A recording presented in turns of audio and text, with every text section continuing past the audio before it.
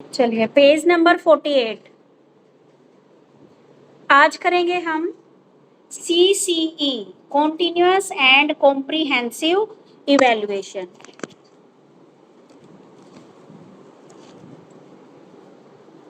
Continuous and comprehensive evaluation, सतत and व्यापक मूल्यांकन। ये कंसेप्ट बेटा आपका पेपर के लिए भी इम्पोर्टेंट है और आप जो भी एग्जाम दोगे तो उसमें भी CCE से क्वेश्चन जरूर आता है। आप CTET STET देते हो तो उसमें भी CCE से क्वेश्चन जरूर आता है।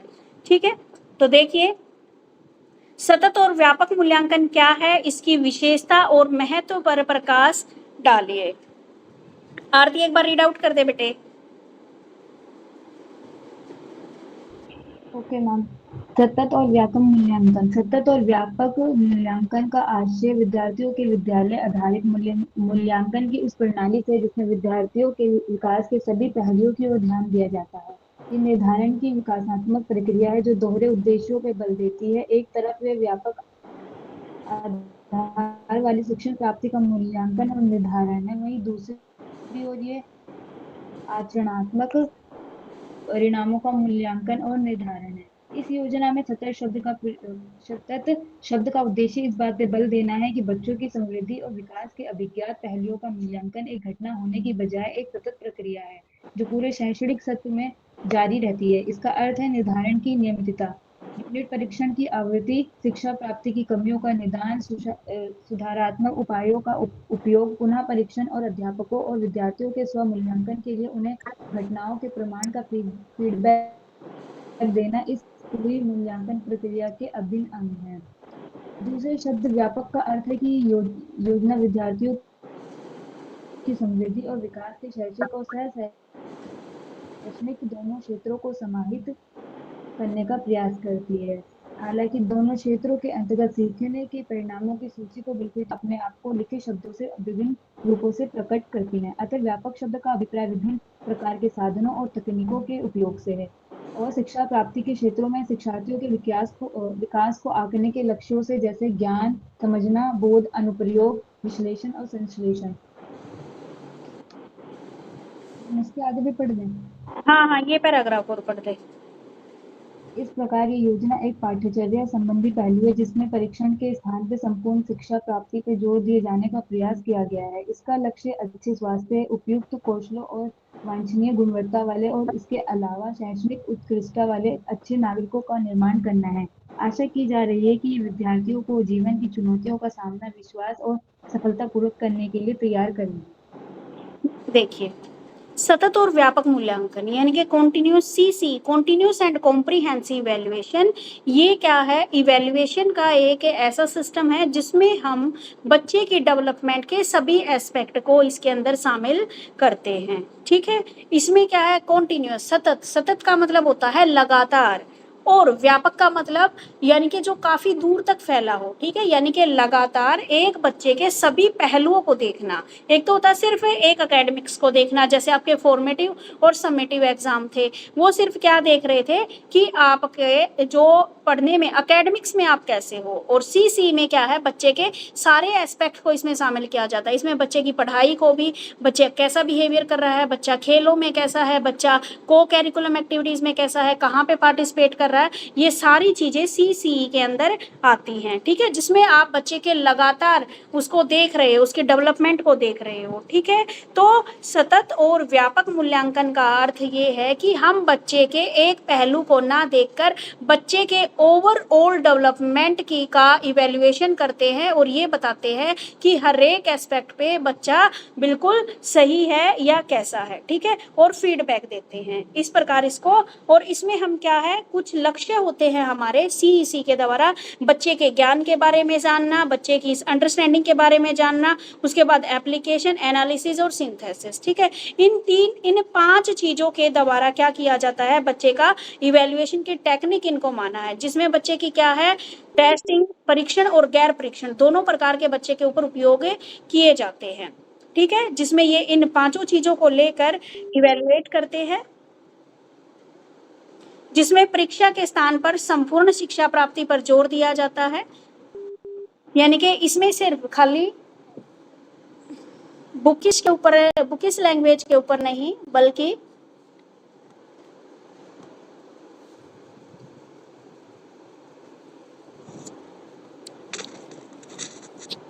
बल्कि बच्चे की ओवरऑल डेवलपमेंट के ऊपर इसमें ध्यान दिया जाता है कि बच्चे के स्वास्थ्य के ऊपर, उसके जितने भी कौशल है, जितनी भी गुणवत्ता है, ठीक है, क्या क्या चुनौतियों का वह सामना कर सकता है, क्या क्या वह प्रिपरेशन कर रहा है, उन सब के ऊपर। इतना बड़ा ना लिख के आप जस्ट इतना सा मीनिंग लिख देना। सतत का मतलब होता है लगातार, व्यापक का मतलब होता है जिसका एरिया बड़ा होता है। तो सतत और व्यापक मूल्यांकन से अभिप्राय एक बच्चे के मूल्यांकन में सभी पहलुओं को देखना। इसमें बच्चे के गुणात्मक और मात्रात्मक दोनों तरह का मूल्यांकन किया जाता है। बच्चे की कैरिकुलम और को कैरिकुलम सभी एक्टिविटीज को देखा जाता है और ये देखा जाता है कि बच्चे की सारी डेवलपमेंट हो रही है या नहीं हो रही है। ठीक है, जस्ट आप इतना मीनिंग इसका लिख देना। मीनिंग हो गया क्लियर?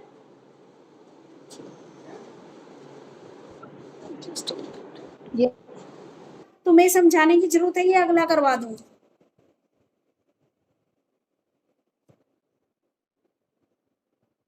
हम अगला करा दो, इसकी रीडिंग कर लेंगे एक बार।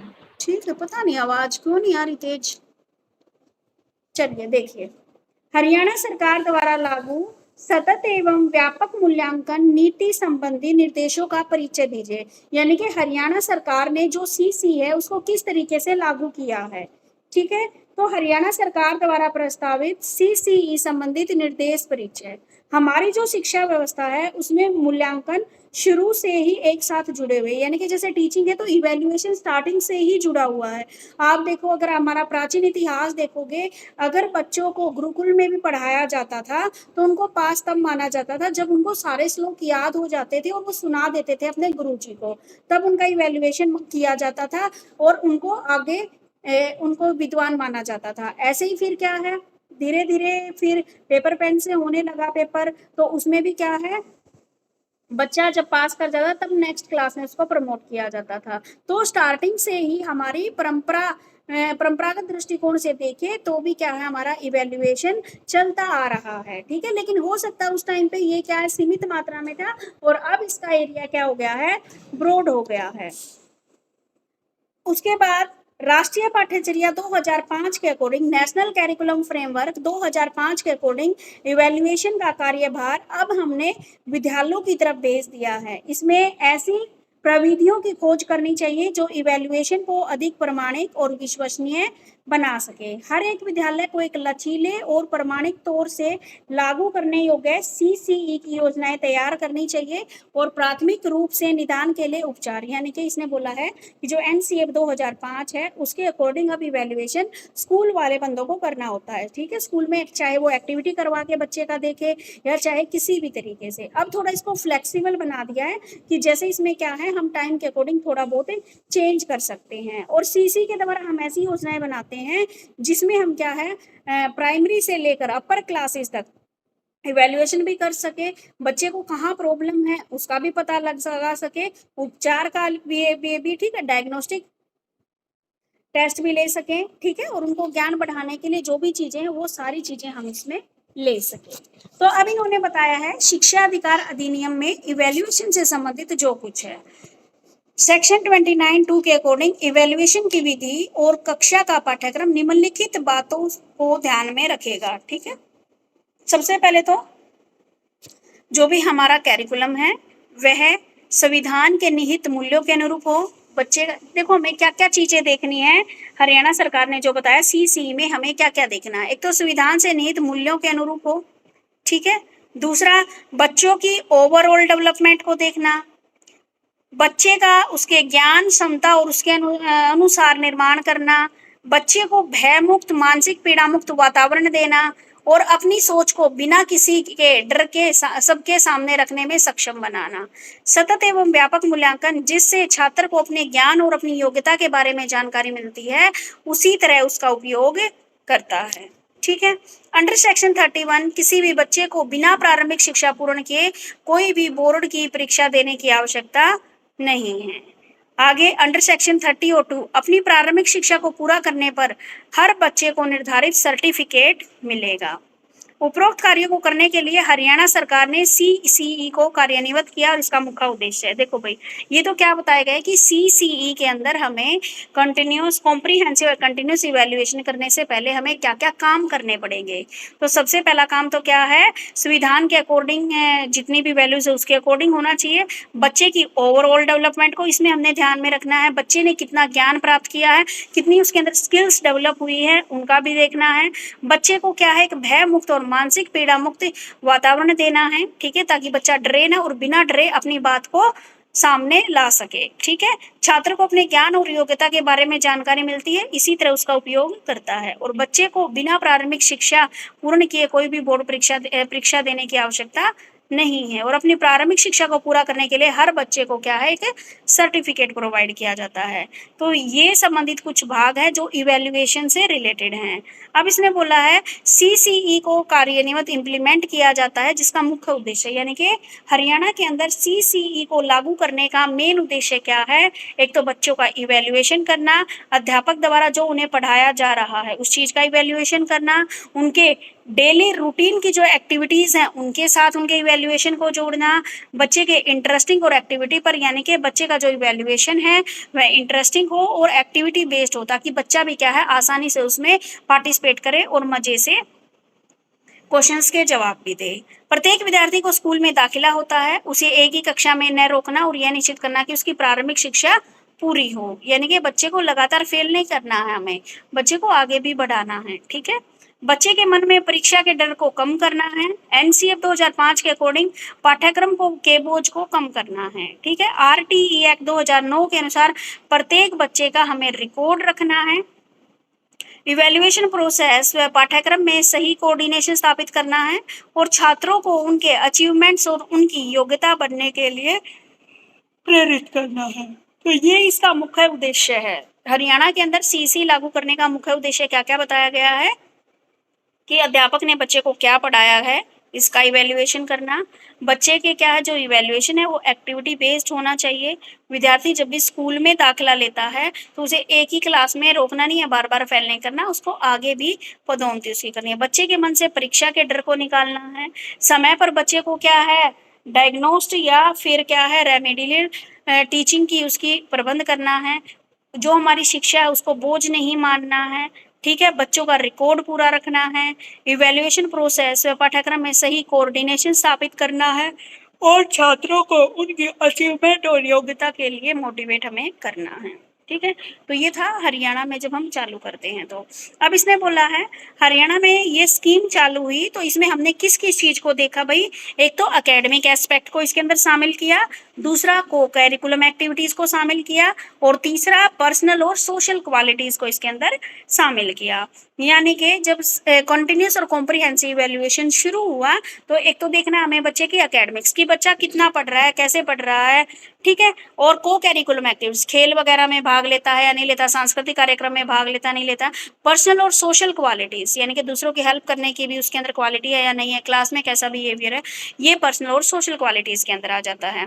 तो एकेडमिक एस्पेक्ट में अगर आप क्लास 1 से लेकर 2 तक देखते हो तो उनके 4 ही विषय होते हैं, हिंदी, इंग्लिश और गणित। इसमें 3 विषय दे रखे हैं, हिंदी, इंग्लिश और गणित, लेकिन अब क्या है ईवीएस भी लागू हो गया है, ठीक है। तो ये 4 विषय, इनसे जितनी भी एक्टिविटीज हैं वो देखनी है और मेन ये देखना है कि बच्चे को लर्निंग लिसनिंग जो आपके LSRW है, लर्निंग, LS स्पीकिंग, ठीक है, रीडिंग और राइटिंग, ये स्किल बच्चे को आया है या नहीं आया है। यानी कि 1 से पहली कक्षा के बच्चों को हमें सिर्फ ये देखना है कि उनके अंदर श्रवण कौशल, पठन कौशल, लेखन कौशल और रीडिंग कौशल ये डेवलप हुए या नहीं, कि बच्चे को पढ़ना आ गया, लिखना आ गया, बोलना आ गया, ये सारी चीजें आई है या नहीं आई है, इनकी तरफ हमें ध्यान देना है। और क्या देखना है, बच्चे को गिनती पहाड़े आ गए हैं, कंसेप्ट क्लियर हो गए हैं, जो शेप्स हैं वो आ गई हैं या नहीं आ गई है। और इनके लिए जब इनका हर महीने के अंतिम सप्ताह में इनका रिकॉर्ड सेट किया जाता है, दर्ज किया जाता है, एक इवैल्यूएशन शीट बनाई जाती है,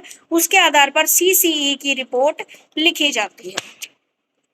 और ये हर महीने 6 महीने के अवलोकन अप्रैल से सितंबर और अक्टूबर से मार्च, अप्रैल से सितंबर का 6 महीने का रिकॉर्ड एक बार भेजना होता है और उसके बाद अक्टूबर से मार्च तक का कोड। ये तो आ गया आपका पहली से दूसरी क्लास। उसके बाद तीसरी से पांचवी क्लास का कैसे करोगे, इसमें भी यही देखना है कि बच्चे की श्रवण कौशल, कथन कौशल, पठन कौशल, लेखन कौशल ये विकसित हुए हैं या नहीं हुए हैं, बच्चे को गणित समझ में आया है या नहीं आया है, ईवीएस में उसको कंसेप्ट क्लियर है या नहीं है, ठीक है। और टेस्ट के महीने भी लिखे हुए हैं इसमें टेस्ट का बताया गया है।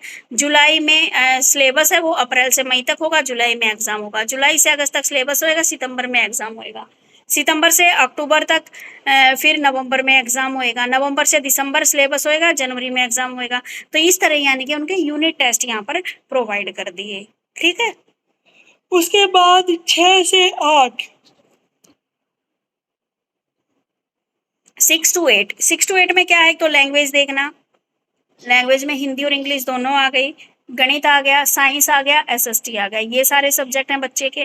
तो यहाँ पर बच्चे को हम क्या करते हैं, या तो पीरियोडिक टेस्ट लेते हैं बच्चे के, या फिर हम मंथली टेस्ट लेकर उसका रिजल्ट तैयार कर सकते हैं, या फिर बच्चे को हम ग्रेड मार्क्स भी दे सकते हैं, A+A B C D, ठीक है। इसमें क्या क्या लिया जाता है बच्चे की डेवलपमेंट के लिए, एक तो टेस्ट लिए जाते हैं, ठीक है, आवधिक टेस्ट लिए जाते हैं, प्रोजेक्ट वर्क बुक दी जाती है उस, और क्लास पार्टिसिपेशन कि बच्चा क्लास में कितना पार्टिसिपेट करता है, कोई पोयम बोलता है नहीं बोलता, टीचर ने बच्चे से क्वेश्चन पूछे हैं तो जवाब देता है या नहीं देता है, ठीक है।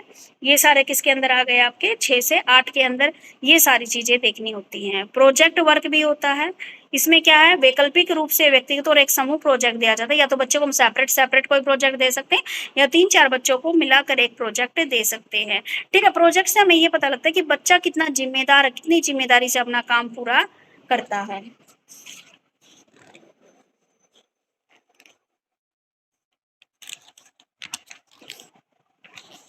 उसके बाद वर्क बुक का भी काम दिया जाता है, वो तो था 6ठी से 8वीं तक एकेडमिक्स का। अब प्रोजेक्ट वर्क का आ गया कि बच्चे प्रोजेक्ट वर्क कैसे करेंगे, ठीक है। प्रोजेक्ट वर्क के बाद है वर्क बुक, वर्क बुक भी आती है बच्चों की, ठीक है, 6ठी से 8वीं तक जो आपकी एक्सरसाइज वगैरह जो बच्चे फिल करते हैं उनकी वर्क बुक आती है। तो वर्क बुक में बच्चे की क्या इंटरेस्ट है, उसको समझ में आया नहीं आया है, कार्य रेगुलर तरीके से कर रहा है नहीं कर रहा है, जो उल्लेखित एक्टिविटीज हैं वो कर रहा है नहीं कर रहा है, तो इन्हीं संदर्भ के आधार पर उन्हें ABC जो रैंक है वो हम दे देते हैं, ठीक है। और बच्चे का CCE रिपोर्ट कार्ड में लिखेंगे। और क्या देखा जाएगा, क्लासरूम पार्टिसिपेशन। क्लासरूम पार्टिसिपेशन का मतलब क्लास में बच्चा कैसे पार्टिसिपेट कर रहा है, टीचर क्वेश्चन का पूछ रहा है तो जवाब दे रहा है नहीं दे रहा। कुछ बच्चे ऐसे होते हैं कि टीचर के पढ़ाने से पहले ही पाठ पढ़ के आ जाते हैं ताकि क्लास में वो आगे आगे बोल सके। क्लास में जो भी एक्टिविटीज हैं उनके बारे में बताना, अधिक जानकारी प्राप्त करने के लिए उत्सुक बनाना बच्चे को, शिक्षक द्वारा पूछे गए प्रश्नों में क्या है प्रासंगिक व प्रचलित उत्तरों को देना, ठीक है। ये सारे क्या है क्लासरूम पार्टिसिपेशन में है। को कैरिकुलम एक्टिविटी या तो आपकी लिटरेचर से संबंधित हो सकती है, या कल्चर से, या क्रिएटिविटी, या आपकी प्लेग्राउंड से रिलेटेड हो सकती है, ठीक है। साहित्य में आपका ये हो सकता है, जैसे कक्षा 1 से 2 में बच्चों को पोयम सुनाने के लिए बोल देते हैं हम। 3 से 8 तक बच्चों के अंदर क्या करवा सकते हैं, वाद विवाद प्रतियोगिता करवा सकते हैं, व्याख्यान करवा सकते हैं, आप क्या ऐसे writing competition, letter writing competition ये रखवा सकते हो बच्चे के। और सांस्कृतिक में क्या है, बच्चे सामूहिक अभिनय करते हैं, फैंसी ड्रेस पहन के आते हैं, ठीक है। कईयों का सिंगल परफॉर्मेंस होती है तो कईयों की ग्रुप में परफॉर्मेंस होती है। क्रिएटिविटी में बच्चे क्या, बच्चों को या तो खिलौने बनाने आते हैं, या मिट्टी के खिलौने, आकृतियां बनाना, कोलार्ज बनाना, चित्रकारी करना, रंगोली व मेहंदी, ये सृजनात्मकता में आता है। खेल कूद, कक्षा में 1 और 2 मैदान में खेलने जाने वाले खेल कूद करो, व कक्षा में खेले जाने वाले खेल, यानी कि कक्षा से बाहर कौन कौन से गेम खेले जाते हैं और कक्षा के अंदर कौन कौन से गेम खिलाए जाते हैं, ये वाली चीजें। मैदान में जाकर खेलने वाले खेल। और वैज्ञानिक और पर्यावरण, इसमें क्या है, 6 से 8 साल के बच्चे को बागवानी, बगीचा, विज्ञान प्रदर्शनी, विज्ञान क्विज, विज्ञान नाटक, विज्ञान ट्रिप टूर आदि प्राथमिक चिकित्सा की पेटी है। उसके बाद यहाँ तक क्लियर है, यानी कि हमें अगर हमें हरियाणा में CCE देखना है तो सबसे पहले क्या चेक करेंगे, एकेडमिक एस्पेक्ट करेंगे कि पढ़ाई में कैसा बच्चा, फिर को कैरिकुलम एस्पेक्ट देखेंगे, फिर पर्सनल एंड सोशल क्वालिटी। तो मैंने 2 बताए हैं आपको, एक तो एकेडमिक एस्पेक्ट और दूसरा को कैरिकुलम एक्टिविटीज। ये दोनों क्लियर है।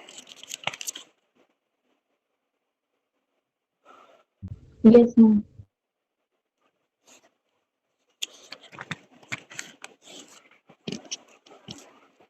क्लियर है भाई?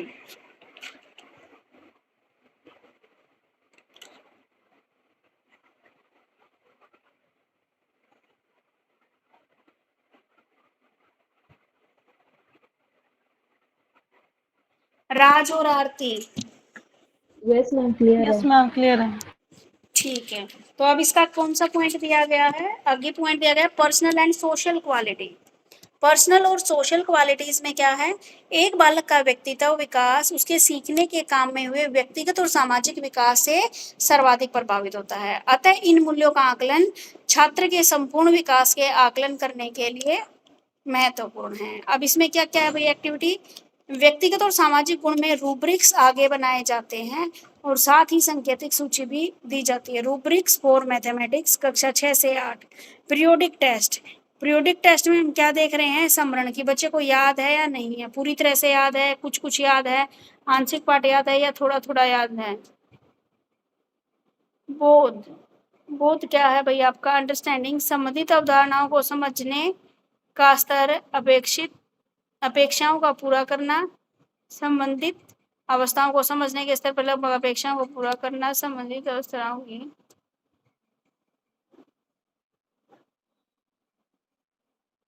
ठीक है भाई।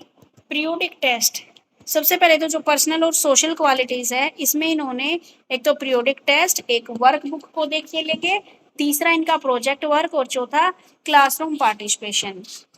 यही सेम पॉइंट आपके पिछले वाले में भी थे।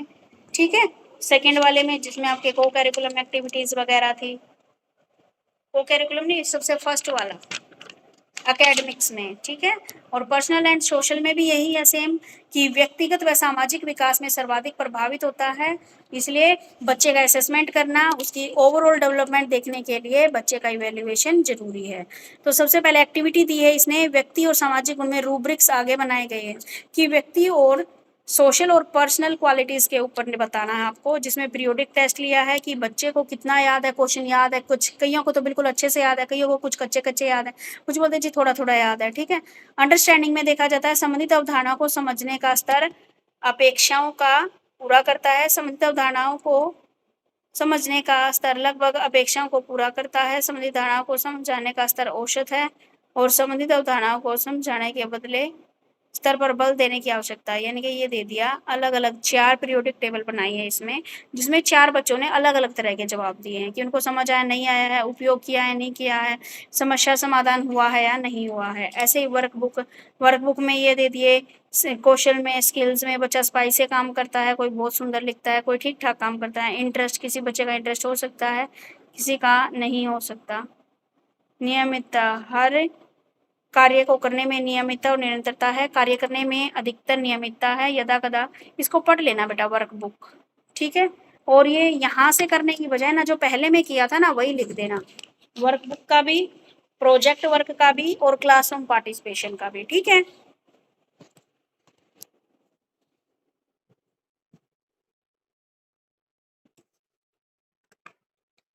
अगला क्वेश्चन देखो।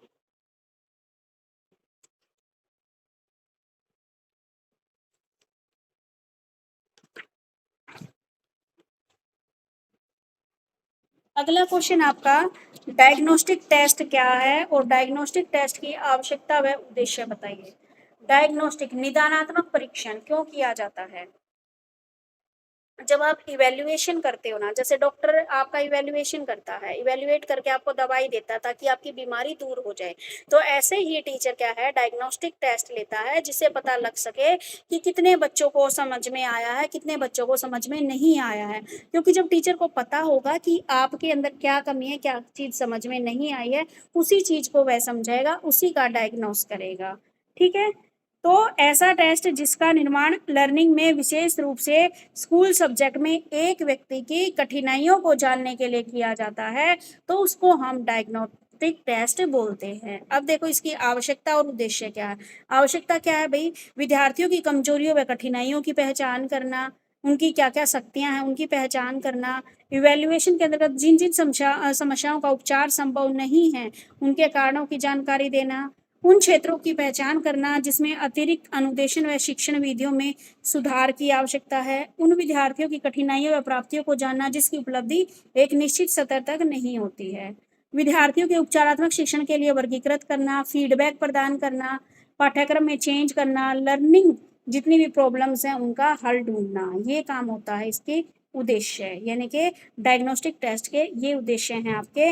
विद्यार्थियों की कमजोरियों का पता लगाना, क्या क्या उनकी शक्तियां उनका भी पता लगाना, ठीक है, क्या हम उपचार कर सकते हैं, क्या कारण है उनका पता लगाना, ठीक है, फीडबैक प्रदान करना, पाठ्यक्रम में कोई चेंज होता है इसका पता लगाना, अधिगम समस्याओं का हल ढूंढना, विद्यार्थियों को उपचारात्मक शिक्षण के लिए वर्गीकृत करना, ठीक है। उसके बाद है डायग्नोस्टिक टेस्ट के प्रकार, दो प्रकार के हैं, एक तो है एजुकेशनल डायग्नोस्टिक टेस्ट, एक है physical diagnostic test. Educational diagnostic test में क्या करते हो आप, अध्ययन से ये हमारे क्या एकेडमिक से रिलेटेड होता है, हमारी पढ़ाई से रिलेटेड होता है, ये परीक्षण कक्षा के स्तर के अनुसार सामग्री के अव्यवस्था का निदान करते हैं, ठीक है। उसके बाद है फिजिकल डायग्नोस्टिक, ये परीक्षण सुनने, देखने या अन्य शारीरिक अंगों से संबंधित होता है जो विद्यार्थियों के लर्निंग में रुकावटें डालते हैं।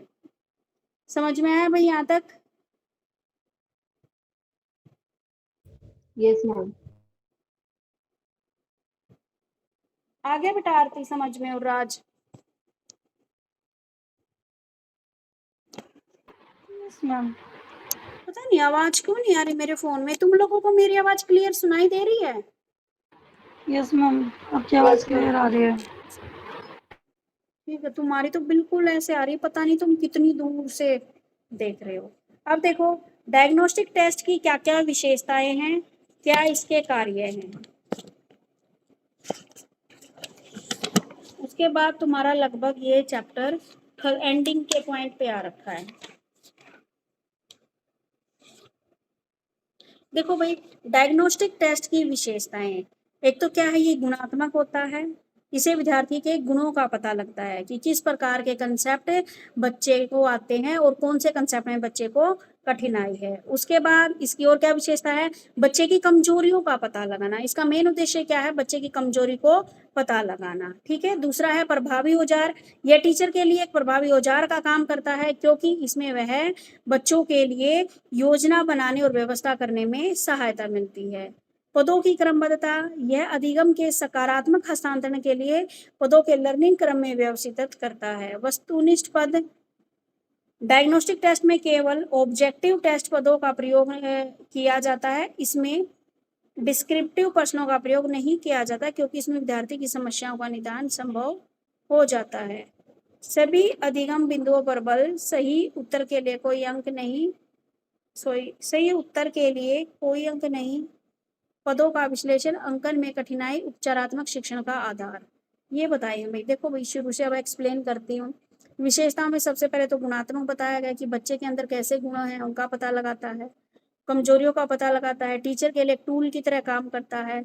पदों की क्रमबद्धता, पदों की क्रमबद्धता में क्या जो ट्रांसफर है उनके लिए व्यवस्थित करता है। आगे ऑब्जेक्टिव, केवल ऑब्जेक्टिव परीक्षणों पदों का प्रयोग नहीं किया जाता बल्कि प्रश्नों, इसमें क्या है सिर्फ सब्जेक्टिव ऑब्जेक्टिव नहीं देखा जाता, इसमें देखा जाता है कि बच्चे की एक्चुअल में प्रॉब्लम क्या है, बच्चे को समझ में क्यों नहीं आया, ये इसमें देखा जाता है। लर्निंग के जितने भी बिंदुज हैं, जितने भी पॉइंट हैं, उन सब के ऊपर क्या करता है, ये फोर्स करता है कि सारे के सारे आप सीखो, कुछ ना कुछ तो कहीं ना कहीं तो काम आएगा।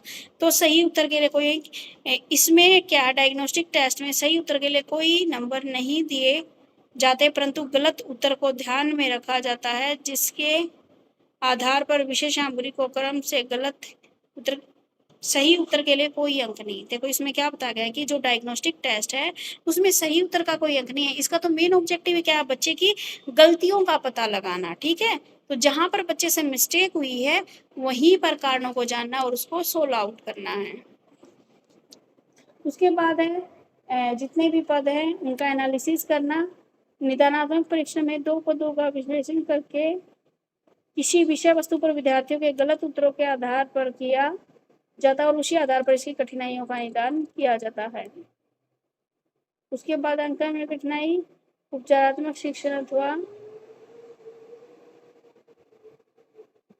शिक्षण का आधार, पदों का विश्लेषण, जो हमारी डायग्नोस्टिक टेस्ट है उसमें पदों का एनालिसिस किसी विषय वस्तु पर विद्यार्थी के गलत उत्तरों के आधार पर दिया जाता है। अगर बच्चा गलत उत्तर देता है तो हम ये जो भी आइटम्स है उनका एनालिसिस करेंगे कि सारे बच्चे गलत दे रहे हैं, कहीं गलत ना लिखवा रखा हो, ठीक है, और उसी के आधार पर उनकी कठिनाइयों का पता लगाएंगे।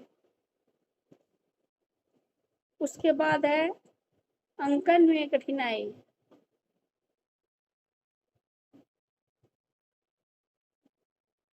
ठीक है, नंबर देने में कठिनाई। डायग्नोस्टिक टेस्ट में अंकन में व्याख्या बुद्धि उपलब्ध की तुलना में कठिन होता है और गलत उत्तरों के कारण जो हम समस्या का समाधान करने हैं उसमें पीछे रह जाते हैं। उपचारात्मक शिक्षण के आधार। निदानात्मक परीक्षण उपचारात्मक शिक्षण के लिए आधार प्रदान करता है। इसके अनुमान उपचारात्मक शिक्षण होते हैं। ठीक है भाई, ये सारा दे रखा आपका डायग्नोस्टिक टीचिंग की फीचर्स। अब इसके कार्य क्या क्या है भाई? एक तो जो भी आपकी थ्रेड्स हैं और जो भी आपकी अपॉर्चुनिटी है, जो भी शक्तियां, जो भी कमजोरियां, उनको मापना कि किस सब्जेक्ट में आप बहुत अच्छे हो, किस चीज में आप बहुत अच्छे हो और किस चीज में आप वीक हो, ये पता लगाना। दूसरा, गलतियों का एनालिसिस कि आपने कहाँ पे गड़बड़ की है। आपने एक बार क्वेश्चन निकाला, गलत निकला, आप दोबारा से इसको रीचेक करते हो, चेक करते हो तो फिर आपको अपनी गलती का एनालिसिस होता है। तो गलतियों का एनालिसिस, विशेष सामग्री के तत्वों का विश्लेषण, यानी कि जो हमारे कैरिकुलम में जो चीजें दी गई है वो सही दी गई है या नहीं दी गई है, या मान लो हमने चैप्टर ये दे दिए हो और सिलेबस में कुछ और हो, तो अपनी गलती उनकी मान सकते हैं।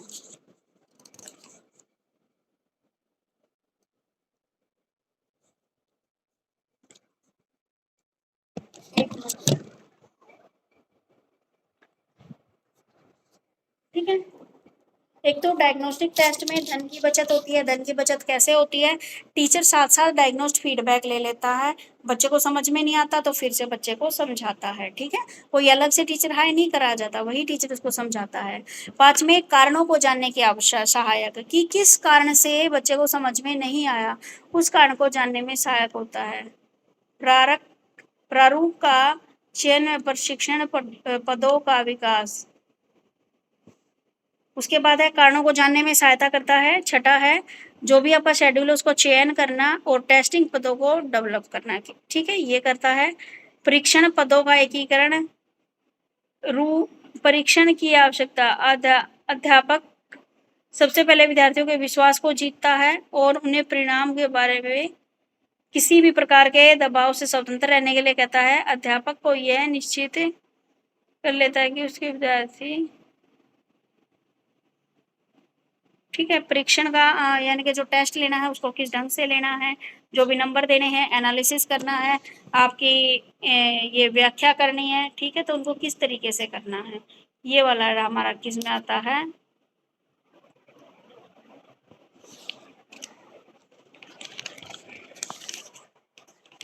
डायग्नोस्टिक टेस्ट के अंदर।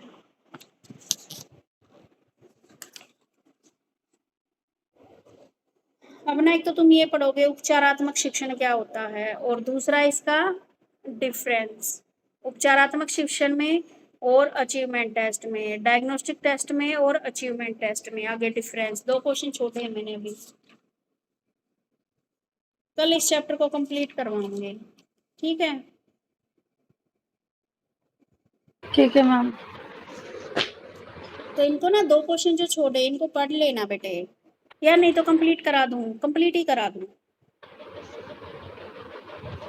है ना। आरती एक बार पढ़ दे बेटा, मेरे को तो नींद आने लग गई पढ़ते पढ़ते। Okay ma'am.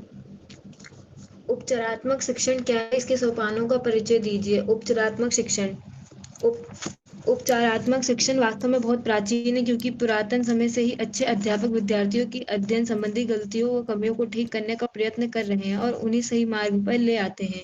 निदानात्मक परीक्षण विभिन्न क्षेत्रों अरे में एक विद्यार्थियों मिनट रुक बेटा, राज तेरे को आवाज आ रही है?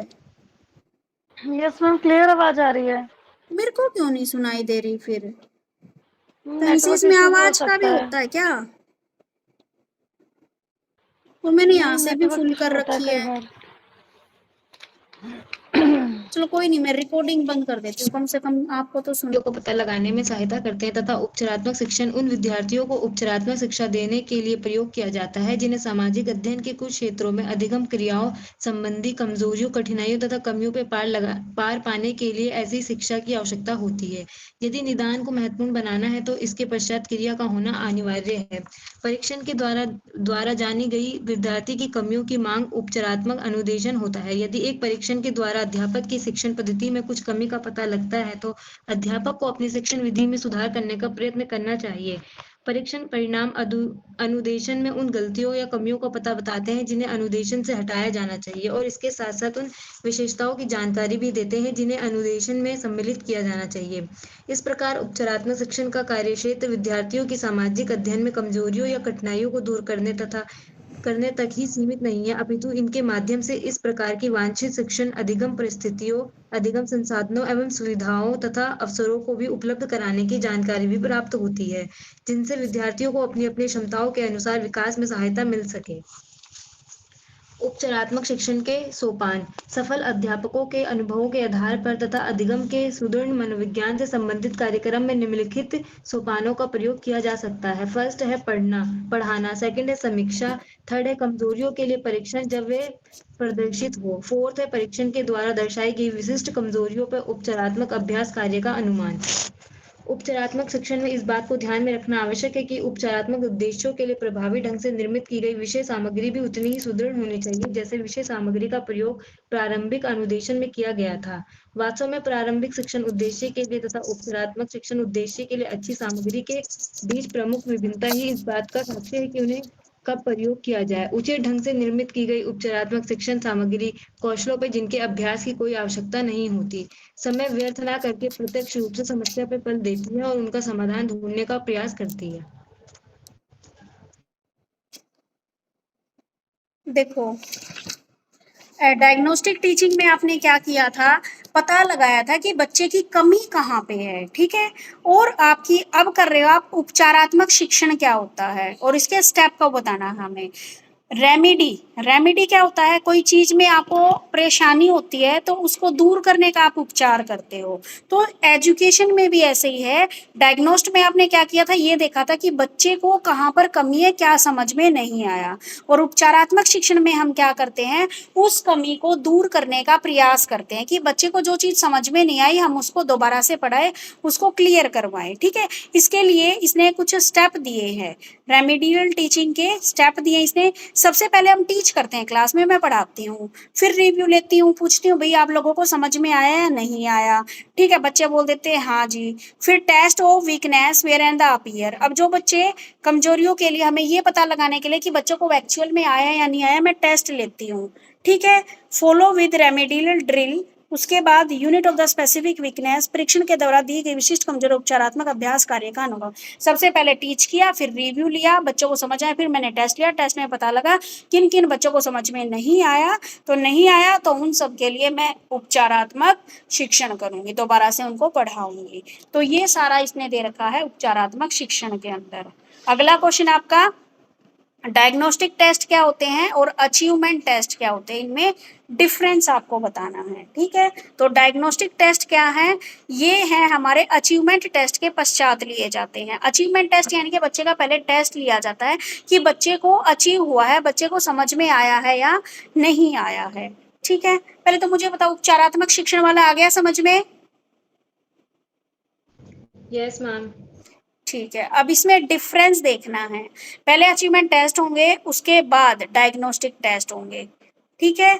बाद में देखा जाएगा कि बच्चे ने समझ में आया नहीं आया है। अचीवमेंट टेस्ट में तो बच्चे से नॉर्मल टेस्ट ले रही है। उसके बाद निदानात्मक शिक्षण, डायग्नोस्टिक टेस्ट में कठिनाइयों और सीमा के साथ साथ कारणों की जानकारी प्राप्त होती है। और अचीवमेंट टेस्ट है, बच्चे की अचीवमेंट का पता लगता है, ठीक है। वो उपयुक्त न्यायादर्श निश्चित करता है, ये नोडल शिक्षण बिंदु निश्चित करता है। वो तो क्या है भाई, डायग्नोस्टिक टेस्ट तो क्या है, एक आदर्श निश्चित करता है, और ये नोडल जो हमारे टीचिंग के पॉइंट हैं उनको निश्चित करता है। डायग्नोस्टिक टेस्ट शिक्षण बिंदुओं का परीक्षण करता है और संयुक्त शिक्षण बिंदुओं के पदों भाई इसका विश्लेषण और अंकन किया जाता है, इसमें अंकों को सरलता से एनालिसिस किया जाता है। डायग्नोस्टिक में 3 से 5 बार दोहराया जाता है, इसमें उपलब्धि अचीवमेंट टेस्ट को दोहराया नहीं जाता। ठीक है, एक में टाइम लगता है, गाइडलाइंस दी जाती है, अनौपचारिक होता है, और अचीवमेंट टेस्ट में सब कुछ फॉर्मल वे में होता है। ठीक है, एक समय में एक ही उद्देश्य होते हैं और अचीवमेंट टेस्ट के एक के साथ ज़्यादा उद्देश्य होते हैं। अचीवमेंट टेस्ट विशेष कमियों पर डायग्नोस्टिक टेस्ट विशेष प्रकार की कमियों पर प्रकाश डालता है और ये संयुक्त रूप से कमियों पर प्रकाश डालते हैं। ठीक है, तो इस प्रकार कुछ पॉइंट है, 16 पॉइंट दे रखे हैं आपके, 16-17, इनमें से आपका क्वेश्चन 8 नंबर का आता तो कम से कम 8 पॉइंट आपको याद कर लेने हैं। ठीक है, आगे बात समझ में? Yes ma'am.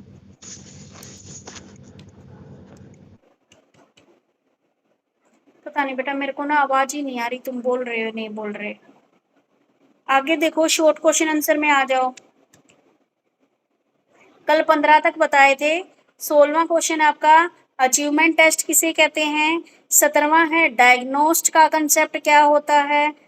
18 है डायग्नोस्ट आपकी रेमेडियल टीचिंग से आप क्या समझते हैं, उपचारात्मक शिक्षण से। 19वां है स्टैंडर्डाइज और टीचर मेड टेस्ट में क्या अंतर है, स्टैंडर्डाइज टेस्ट में और जो टीचर क्लास में टेस्ट बनाता है उनमें क्या डिफरेंस है। आगे है डायग्नोस्टिक टेस्ट की विशेषताएं बतानी है। 21वां है सम्मेटिव असेसमेंट की 3 विशेषताएं बतानी है। स्टैंडर्डाइज टेस्ट क्या होते हैं और ऑब्जेक्टिव टेस्ट के दोष बताइए। तो ये कंप्लीट आपको पढ़ना है। ठीक है, ओके मैम। और फिर कल मैं 4th चैप्टर, अगर आपकी कोई भी प्रॉब्लम नहीं हुई ना 3rd में, तो मैं 4th चैप्टर स्टार्ट करवा